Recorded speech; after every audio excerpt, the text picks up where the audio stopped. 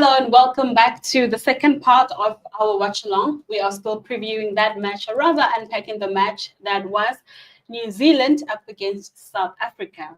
When we spoke earlier today, we were talking about obviously how the match was going to pan out, and of course, we had to be a bit biased because of where we come from geographically.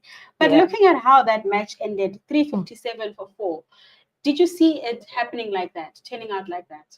Not even. It's one of those a shocking thing, but at the same time, I expected it because I know or expected so much from the team because I know what they're good at and what's their potential technically. So what they've displayed there, it's one of those finally they've managed to get out of their comfort zone and finally took up the challenge of facing New Zealand right now. So it's a quite a relaxing moment while we enjoy the ride. And we get to see if New Zealand will be able to chase that score. What I like is that this is South Africa's eighth ODI with over 300 plus runs. So that's first of all consistency. It shows that when they bat first, they can actually, they get the job done when they bat first. Yeah. What were your overall highlights throughout that whole betting between South Africa? Well, from South Africa. From South Africa. Like what you had said, that when they bet first, they seem to be more comfortable because you literally see they are now in control of what's happening. They are not in a rush. They've literally all the time they can put on those runs. Because I was running through the states here, I saw that in the first power play, they had less than 50 runs. And that's when we're expecting them to score a bigger margin, like how we discussed earlier. Then they scored their first 100 in 20.1 overs. That's when the momentum had now increased. After then their 150 runs, they scored it after 28.5 overs. That's a margin of just 8 overs. They managed to score their 50, another 50 after the 100. Then that's when the momentum, it's now like the engine diesel in winter that slowly takes time, but the moment it picks up, it's good. Then after 35.6 overs, they scored 200 runs as a squad.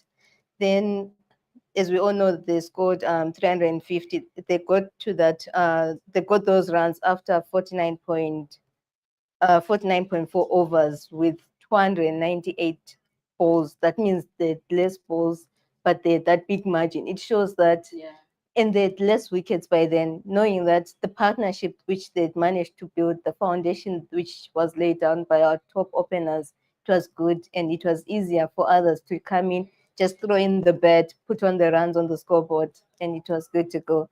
That's definitely like the highlight and what I expected from South Africa, and that's what they gave us. And I'm sure it should be easier for us to maintain with that with Ngidi on the side and other bowlers as well, who can manage to slow the team down, considering now we're going to the second innings. So if they manage to get those early wickets, the more confidence I feel South Africa will have, and it will be easier to maintain what's going on right now. Have you noticed that when Quinton de Kock scores a century in a match, they go on to win by either, a very comfortable margin. For example, when they won against Bangladesh, it was like over 100 runs.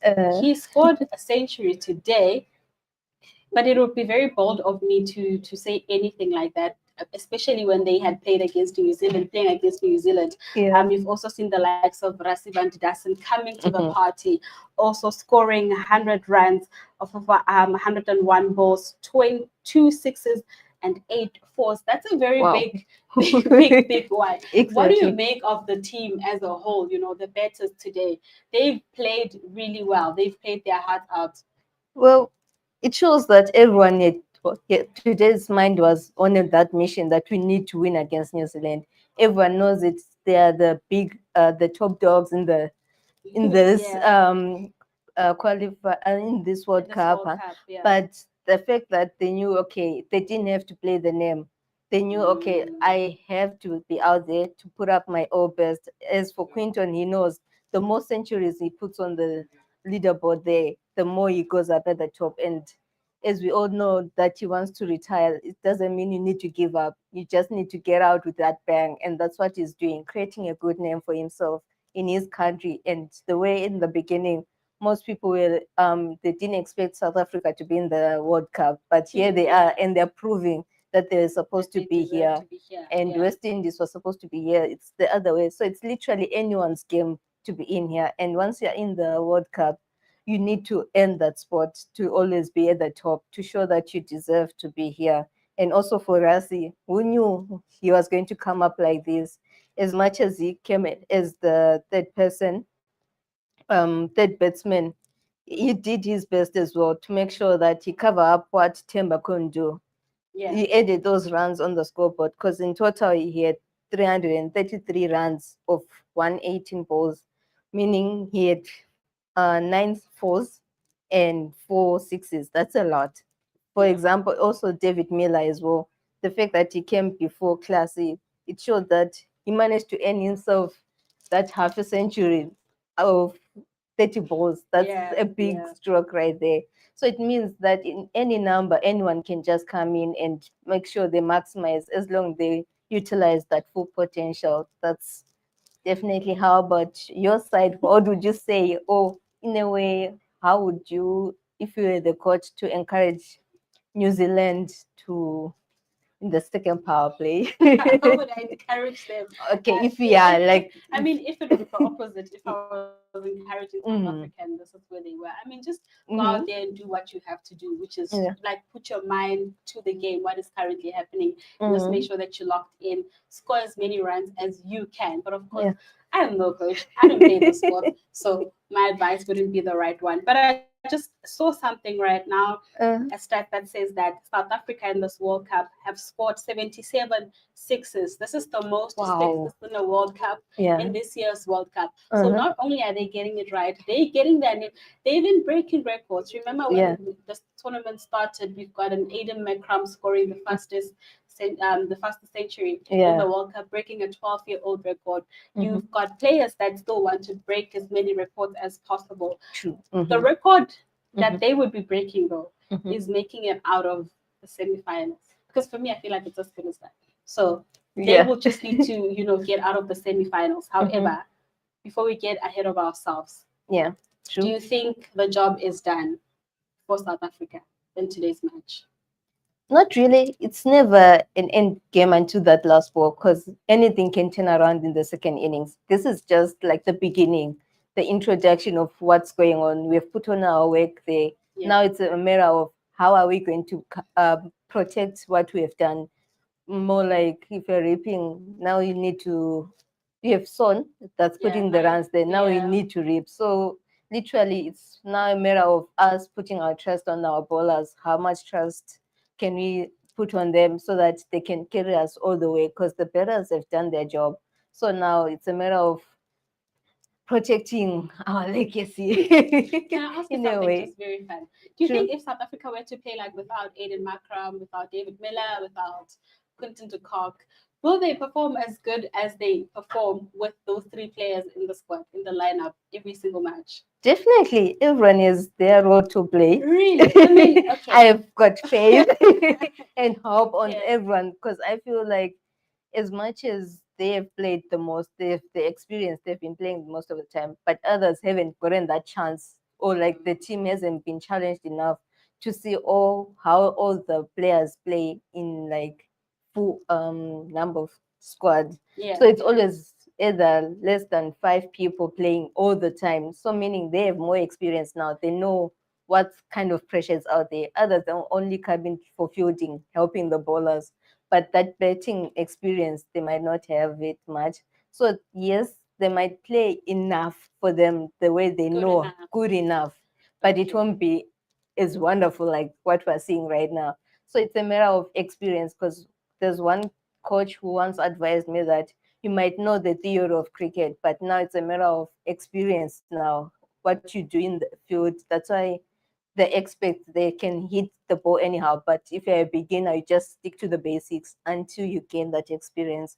So for everyone else, yes, they might play well, but it won't be as that good quality cricket compared to if those 3 they were part of the squad. Listen to you, Miss Cricketer. I mean, of course, you played the sport at some point in your life. Yeah. You asked me what I would do if I was a coach of New Zealand, and I told you I didn't play the sport, so I wouldn't know how to coach you. You are just teaching me about what a coach said to you. Now, if you were like in that position, what would you say to them? To the New Zealand. New Zealand.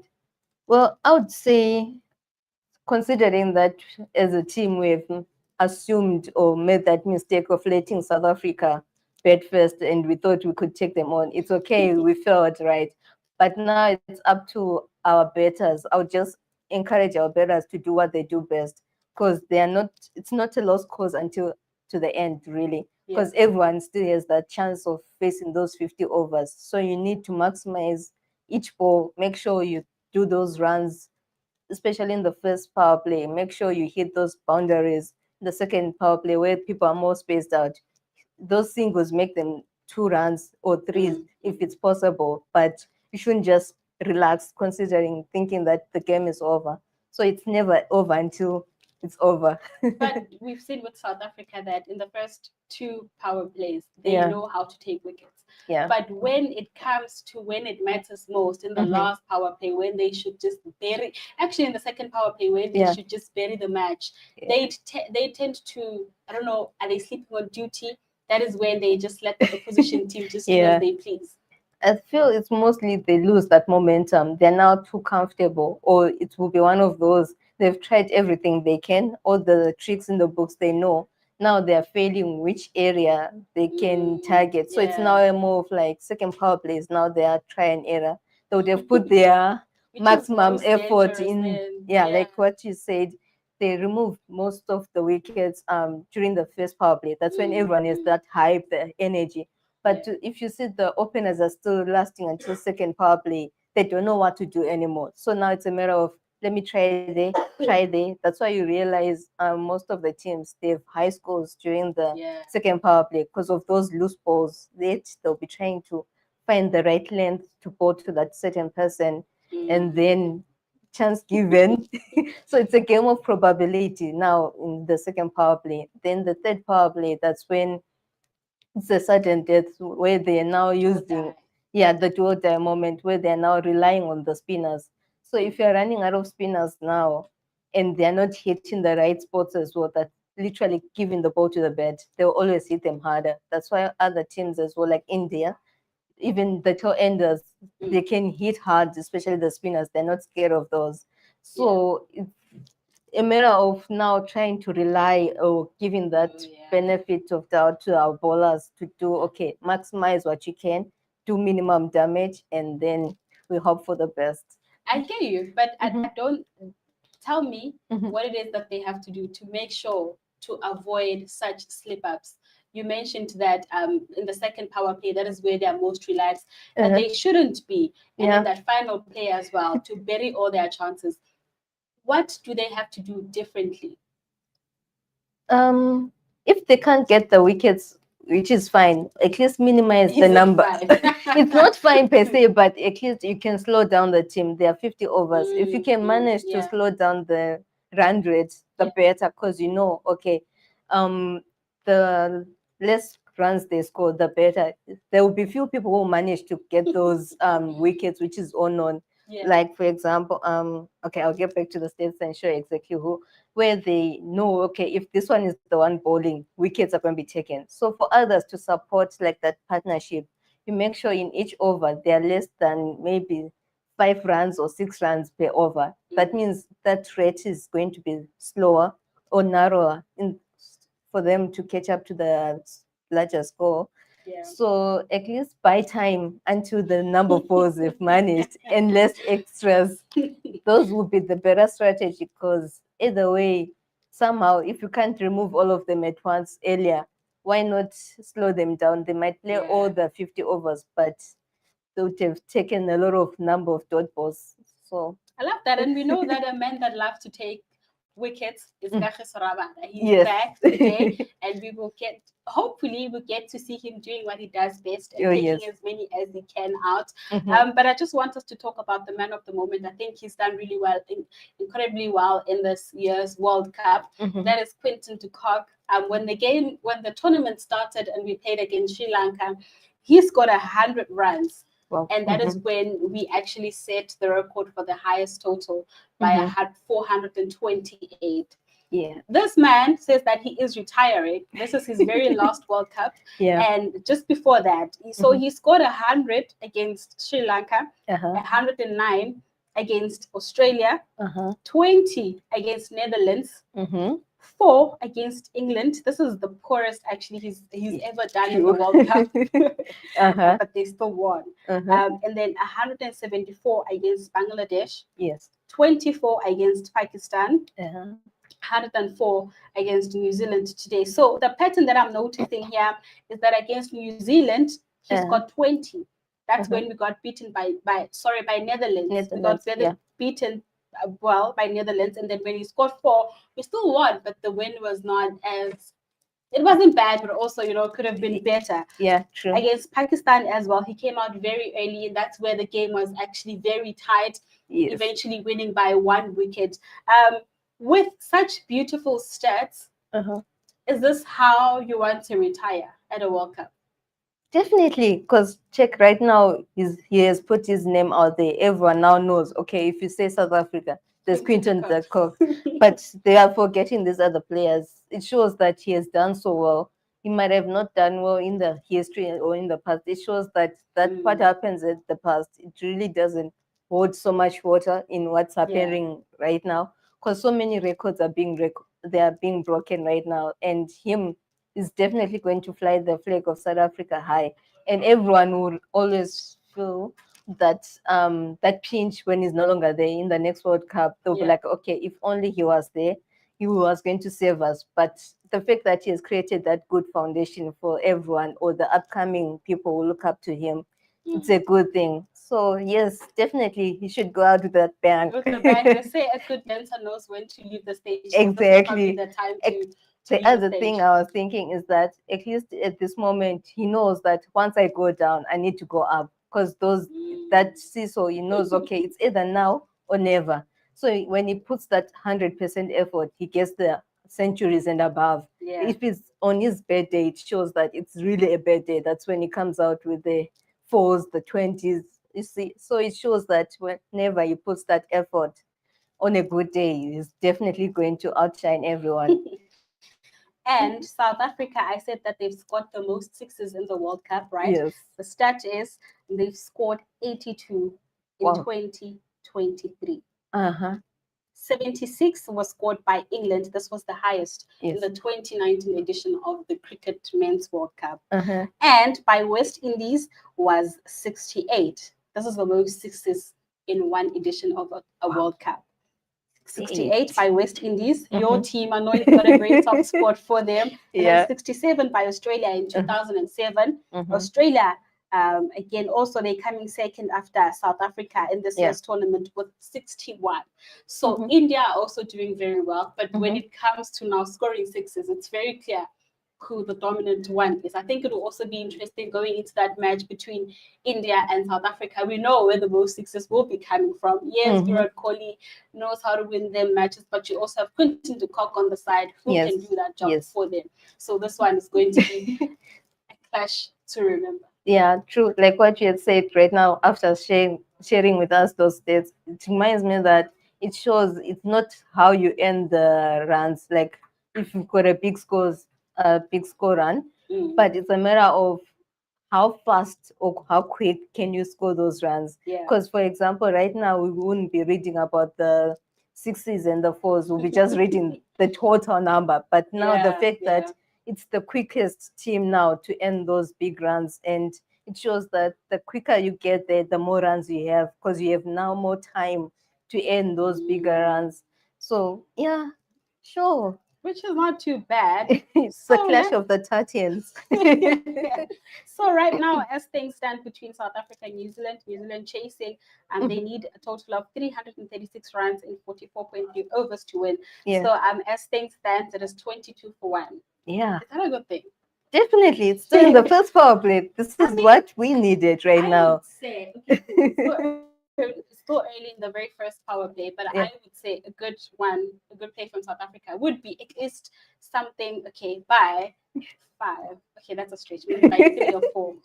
Well, based on the experience of or what I've seen out there, it's not easy being in that crate. Literally, it's like the moment you get there, you just feel like the whole world is on top of you because that pressure.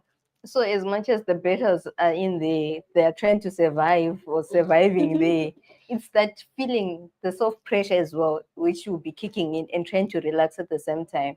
The bowlers getting frustrated every time they make one mistake, and the other ball, if they do the same mistake, they know that it's gone. So it's now it's a mental and emotional war in the crease right there. For us who are outside there, it's easy. We'll be like, dude, what's going on there?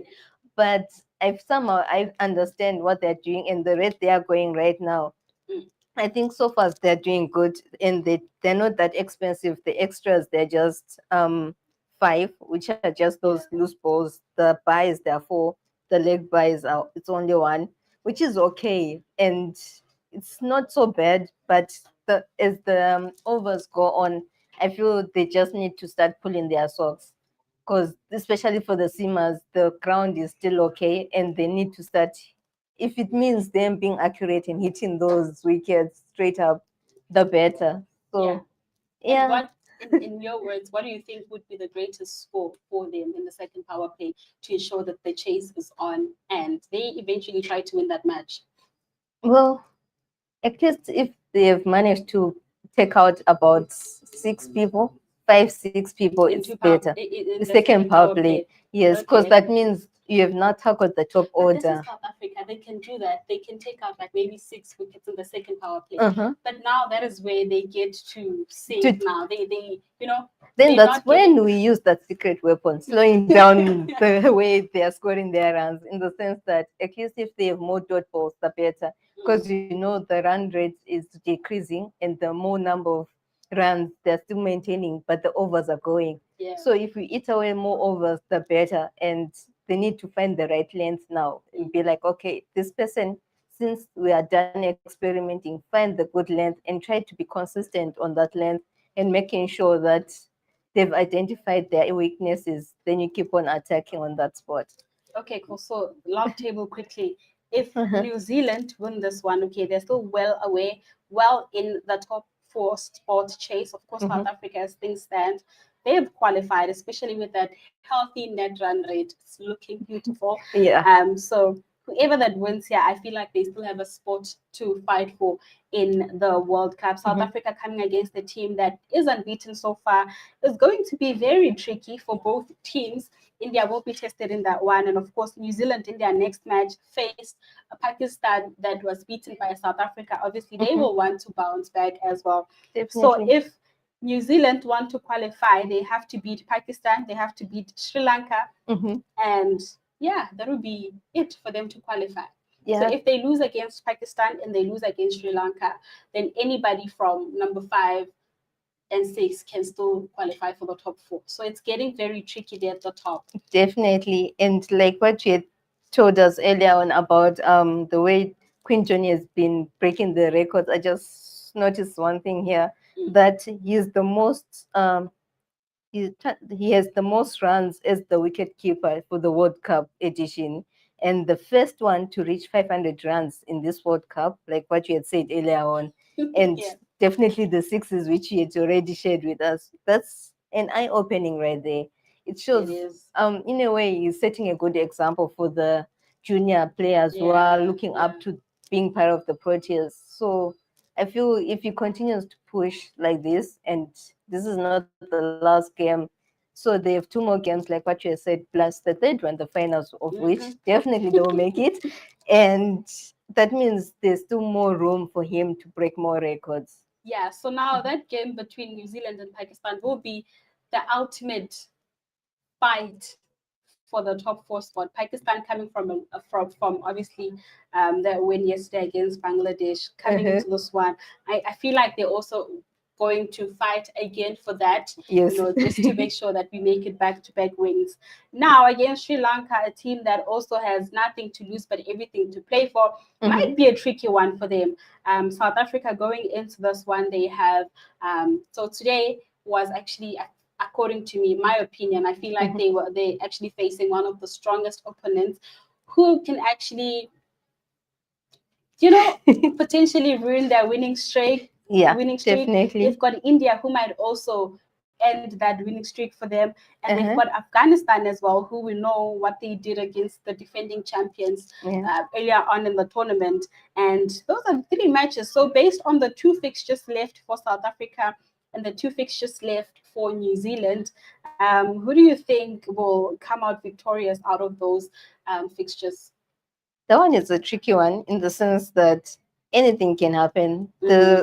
Even when the smallest team, like for example Afghanistan, even though they know that they are not going to make it in the semis, they can just ruin that momentum. They just beat you. Just the same with me.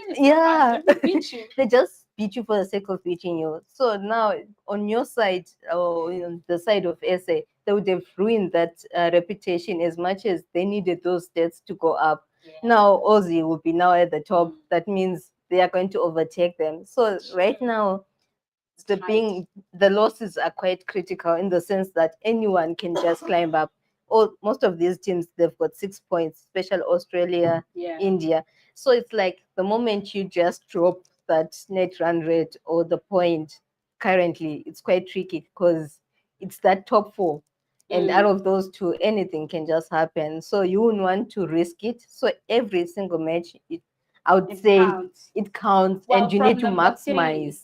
Exactly. So it's one of those number 2 versus number 3, and then the just switch. So somehow what I'm seeing here is that if South Africa continues their winning strike, their net run rate will still remain being at the top.